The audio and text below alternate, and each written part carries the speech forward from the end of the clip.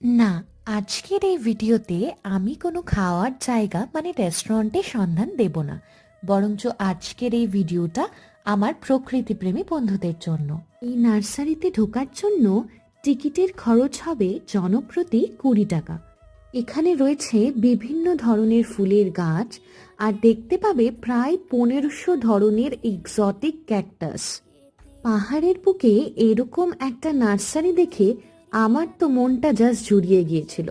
শ্রী মোহনীশ প্রধান তার অর্কিড ব্যবসা ছেড়ে ক্যাকটাসের প্রতি তার আগ্রহের অনুসরণ করেন এবং তার ব্যবসায়িক ভ্রমণের সময় বিশ্বের বিভিন্ন অংশ থেকে ক্যাকটাসের বিভিন্ন প্রজাতি সংগ্রহ করার সুযোগ পেয়েছিলেন এবং শীঘ্রই তিনি তার বাড়িতে তৈরি করা গ্রিন হাউসে তাদের বড় করতে শুরু করেছিলেন।